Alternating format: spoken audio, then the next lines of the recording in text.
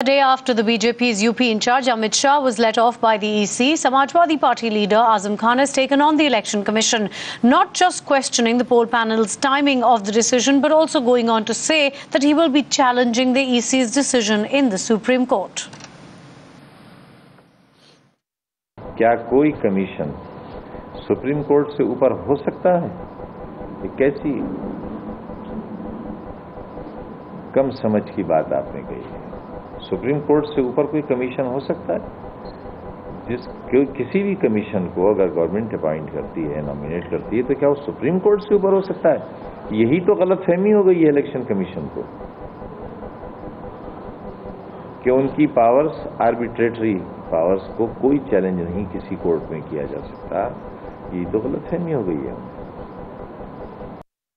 ये आपको पता चला होगा, हमें तो कुछ नहीं पता चला है, क्योंकि हमें तो जो भी पता चलेगा या जो पता चले, इलेक्शन कमीशन हमसे क्या चाहता है, जिस तरह लिखकर उसने नोटिस दिया और बगैर हमारा नोटिस पढ़े हमें सजा दे दी, और दूसरे हमारे साथी को जिस पर यही इल्जामात थे उनके विड्रॉ भी किए, और उसमें जो एक कानूनी पहलू है जिसे हम आपके सामने नहीं कहेंगे, जिसके बाद इलेक्शन कमीशन शायद विचार करेगा कि वो अब इलेक्शन कमीशन कहलाने का अधिकार भी रखता है या नहीं रखता है। इतना बड़ा लीगल ब्लंडर किया है उन्होंने हमारे मामले में, वो तो लगता ही नहीं इलेक्शन कमीशन ने इतना गुस्सा क्यों कर दिया।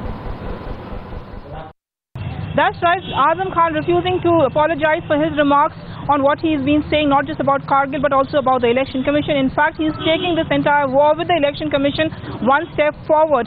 And of course, while Amit Shah has been pardoned, so to say, by the Election Commission, where Azam Khan is concerned, he's saying he's done nothing wrong. In fact, Azam Khan is initially threatened to go to the Supreme Court against the Election Commission. He said that Election Commission is not above the Supreme Court. The Election Commission is now becoming a law unto himself, into itself.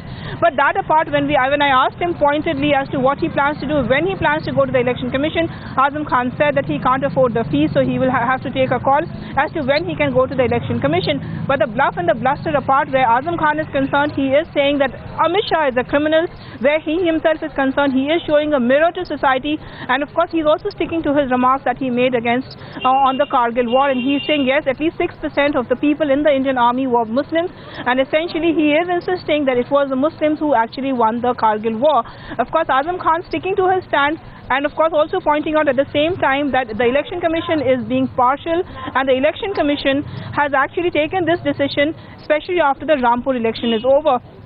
So a lot of bluff and bluster where the Election Commission is concerned, but at the end of the day, Azam Khan is not really going to be taking much action against the Election Commission like he had been threatening to do. ये तो election commission की दो तरफा सोच है।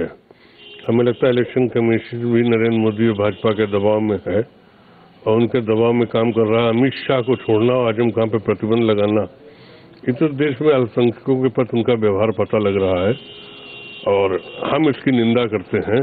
और election commission से कहेंगे अगर अमित शाह पे उन्होंने रोक हटाई तो आजम खान पे भी उन्हें रोक हटानी चाहिए। आजम खान ने इलेक्शन कमीशन को बहुत कुछ कहा है, मुझे उस पर कोई टिप्पणी नहीं करनी है। उनके और बीच का इलेक्शन कमीशन का विषय है। जिस तरह से उन्होंने पूरे समाज में प्रोवोकेटिव, ऑलमोस्ट तोड़ने के शब्दों का प्रयोग किया है, मुझे बताने की जरूरत नहीं है, सब टीवी पे आया है। जहां तक अमित शाह का सवाल, उन्होंने अपनी बात कही है और ईमानदारी से कही है। इलेक्शन कमीशन के बारे में हमने भी कई बार कहा है कि उनके निर्णय का जरूर हमें पीड़ा हुई है, उस पर पुनर्विचार होना चाहिए। लेकिन हमने हमेशा कहा है, अमित शाह ने भी कहा है कि हमें चुनाव आयोग के प्रति पूरा सम्मान है, हम उसके निर्देश का सम्मान करते हैं। जब उन्होंने रोक लगाई थी उस वक्त मैंने कहा था उनका हक बनता है, उन्होंने अपना अदाई भी की है।